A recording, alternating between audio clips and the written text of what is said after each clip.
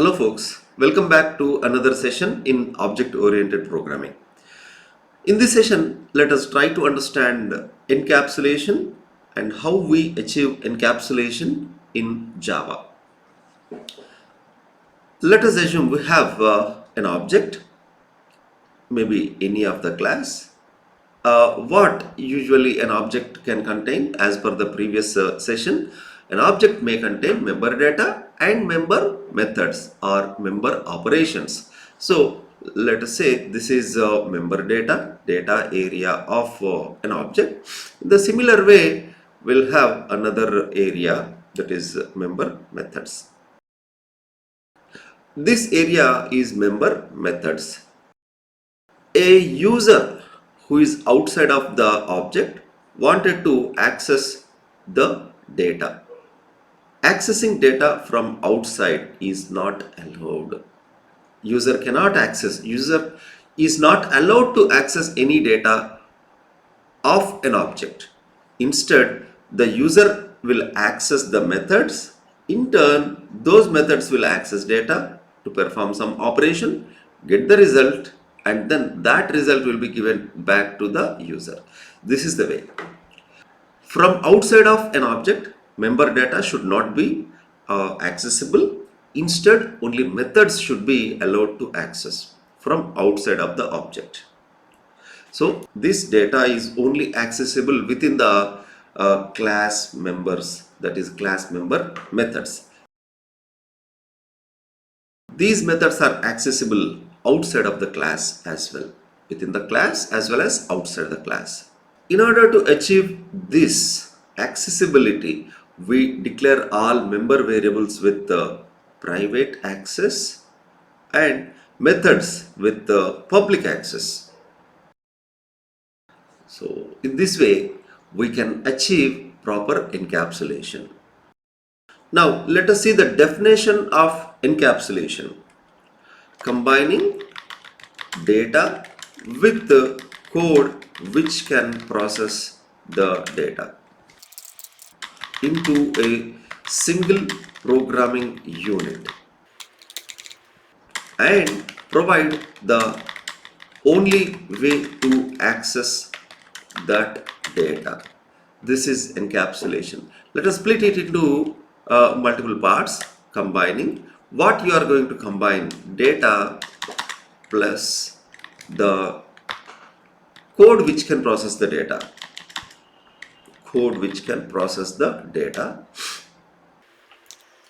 into a single programming unit and provide only way to access data. This is encapsulation.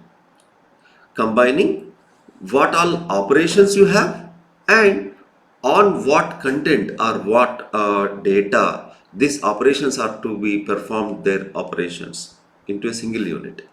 Except that code or except those methods, there should not be any other way to access that data. If you observed the program that we wrote in the previous video, here the rectangle class this is, and the another class is use rectangle class. Here in use rectangle class, we are accessing the member data using say dimensions one method and calc area another method. But we can access the data at any point of time from the other class use rectangle class. For example, the R1 dimensions 8.5 and 6.3, that is clear. R2 dimensions are 8.0 and 6.0. Even this is also clear. Now first let us execute this program and verify the output. These are the programs we wrote in the previous session. Now let us execute the program we wrote. See, the area of second rectangle is 48. Okay, nice. Now what to do here? Suppose I want to assign some value to R2 dot breadth equals to 5.0. Let us save this and then Try to compile. See, compiled successfully. Now if I execute the program, you can see now the area, earlier it was 48, now it is only 40. The reason is, here you are allowed to access the member data that is outside the class. So here, as per the object oriented programming encapsulation principle, it is not allowed to access any member data outside of the class, but here we have accessed, means here we are allowing to access, means we are violating the encapsulation guidance. So how we can achieve that? Already I have mentioned here, the member data should be private and member methods should be public. We define member methods with the public. Oh, we did not provide any access specifiers so far. Now let us provide access specifiers. So private to the variable, and since the breadth also is a member data or variable, we need to give private access to this member data. And methods, usually methods should be with the public access, public and then public. Now let us save this program, compile, go to command line, compile javac rectangle.java, compile successfully. But when you try to compile use rectangle, you can see there is an error. Breadth has private access in rectangle, so you cannot access it. Since it is a private member of class, you cannot access it outside of the class in which you have defined it. That is, in rectangle only you can access the private data. Outside of rectangle class, you cannot access the data. That is the meaning of this error message. Now go to use rectangle class. Now did you notice here, directly breadth you are not allowed to access. So simply we don't have any option, remove it. Here in the future, even we cannot access R2 length, R2 breadth in the use rectangle class. That is the class outside of the definition of rectangle class. Now even this thing you remove. Now here we are achieving encapsulation. By the time of defining a class, the class developer have to remember or identify or analyze the future requirements sometimes.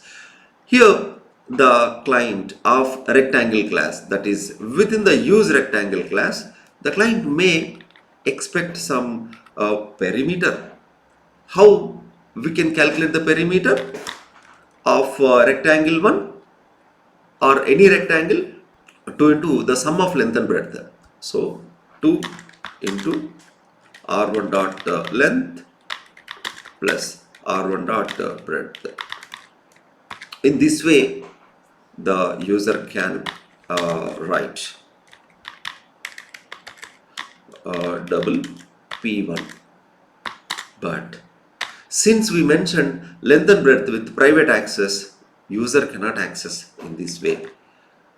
Here we are not fulfilling the client future requirements. So in order to fulfill, what we have to do in the rectangle class itself, along with calci area, calci perimeter, another method we need to define. Otherwise the user cannot access the member data. So user cannot calculate, cannot get any perimeter of the class. But we do all the operations based on the client requirement, not out of the requirement. Usually we define everything and anything as per the client requirements. Okay. What all methods actually we need to define in any class? So again, this is another discussion. What all methods a class should have to become that class is more comfortable and flexible and usable. Using this set dimensions method, we have given both of the dimensions at a time, both length and breadth.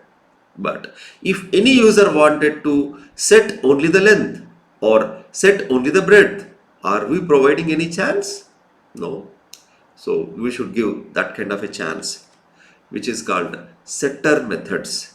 The signature of setter methods is like this: public access, definitely, and as the result of setting a value from outside to the object. Whether the object gives anything to us? No. So that method should be a void method and set length. Here the variable name exactly appears here. See here, the variable name length exactly appears here, but capitalized the first character of the variable name, and set is absolutely lowercase. Then here what we have to pass as argument to this method? Since this is a set length method, we have to pass a length from outside through the argument, that is double L. This L value we should assign to length variable. Now what we achieved? We set only the length without disturbing the existing breadth of the rectangle. In the similar way, we should provide another method to set only the breadth. The same syntax. This is the way we define set length, set breadth. This pattern of methods is called setter methods. Now, in the similar way, suppose I want to retrieve only the length of a rectangle, only length as a single value I want to retrieve. So what I have to do? Public anyways the access, and I want to retrieve, I want to read the value of rectangle object. A specific variable value outside, that is what value I want to retrieve? Length. So length data type is double. The method name is get length. So our plan or our requirement is only to read the value, only to get the value to outside of the object. So outside, we want to take value from the object to outside, so that the return type we used double. What value, which variable value you want to retrieve? The length variable value you want to retrieve, you want to access from, to outside of the class. So length uppercase L we used in the variable name. Now return the length variable value. In the similar way, you need to define one more method for breadth. This is the way. This pattern of methods is called getter methods. Okay, setter methods and getter methods. The purpose of setter methods is to set a value into object from outside. Getter methods purpose is to get the value of an object to outside. So this is the way we need to provide setter getter pattern of methods. Now in the production, it is not as simple as this. If we want to set the value as it is from outside into the object, there is no value to this method. Here actually there should be some operation performed, some condition. If that condition matched, then and only then set the value into the object, like this. Some condition, some business logic, business related, business specific rules.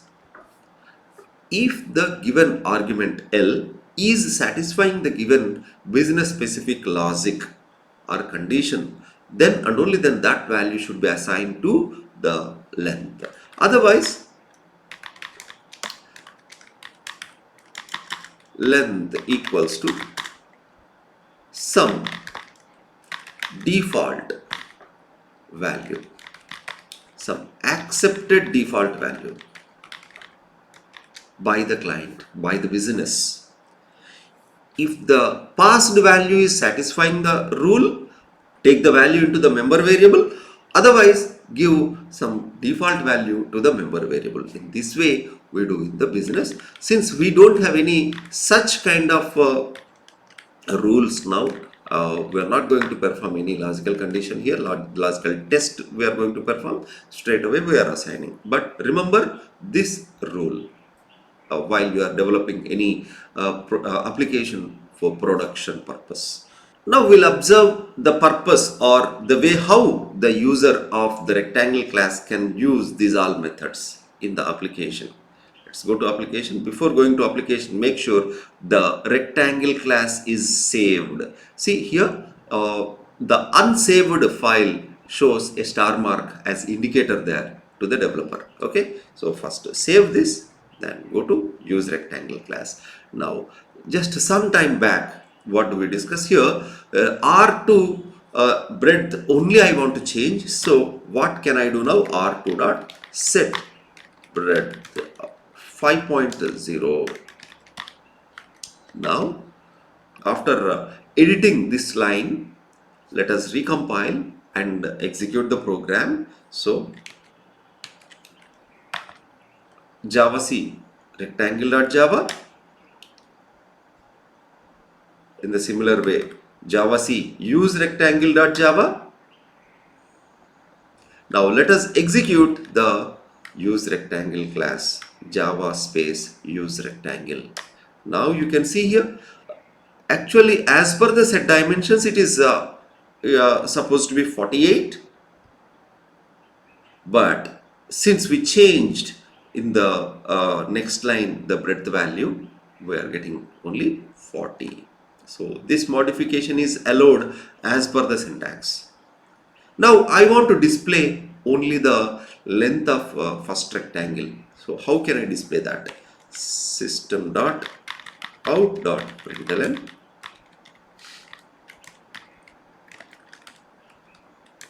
breadth of R1, that is R1 dot get breadth. The get breadth method you have to call, the returned value is concatenated to the string, that is breadth of R1, and then sent to the system.out.println method. Let us recompile the program and execute.